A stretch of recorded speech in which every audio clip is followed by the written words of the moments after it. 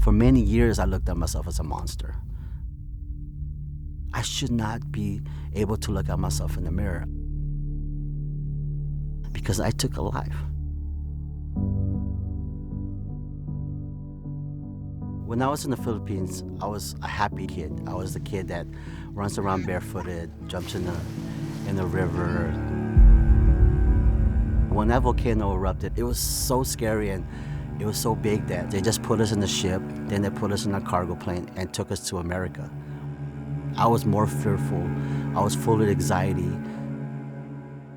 I was put in juvenile hall at 12 years old. Every single day, they were just attacking me. So I was lashing out more. Fighting was like becoming my answer. I was a happy kid. I came out really angry at 12 years old. The week I turned 17, I was already in a level 4 prison. My mom, she visited me. She looked at me like, Edwin, you see I visit you as much as possible, and you're not even trying. Do what you can to get home to me because I need you. And even though in that moment, my transformation didn't really happen, but she planted that seed.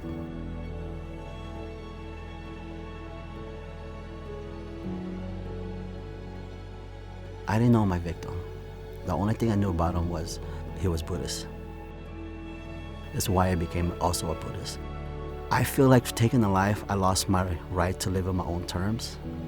I feel like I'm also walking in my victim's shoes.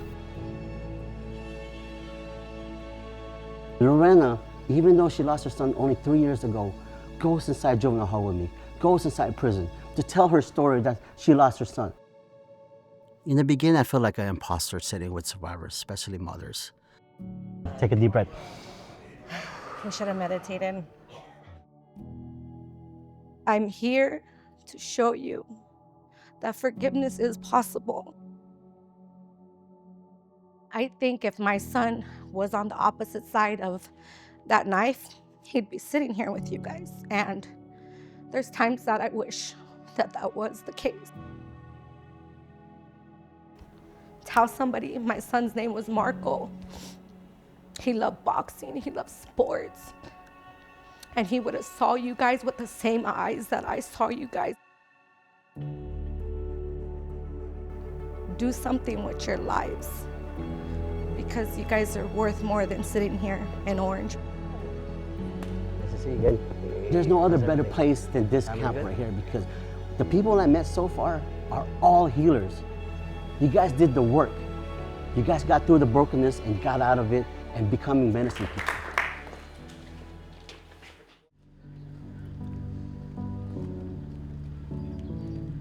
You know, this is a memorial to those who have been harmed by violence, crime, death, homicide, but we also got seats missing at the table, right? Because of my journey, that I'm able to have opportunities to walk with these youth that desperately need what I needed at 12, 13, 14-year-old. One of the things I love about ARC is we pretty much have the wraparound service. We offer youth housing, we offer mental health, we offer groups, resources. We offer pathways to career opportunities. When I see these family members, I see my family. When I see these family members coming up, sacrificing and showing up unconditionally, I see my mom. When I see my youth, I see that 12-year-old boy. I wish I could just go back and just hug that 12-year-old boy and just let him know, this hard run out, but it's okay, you're not alone, you're still loved, and you are worthy. Treating kids as kids is not throwing away the keys.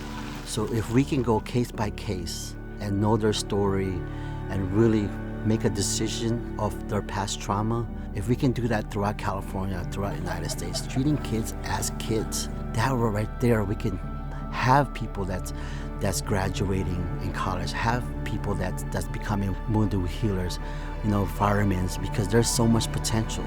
We just gotta invest in these kids. When I was incarcerated at 16 years old, it was the time when they used to call us super predators. We're unredeemable.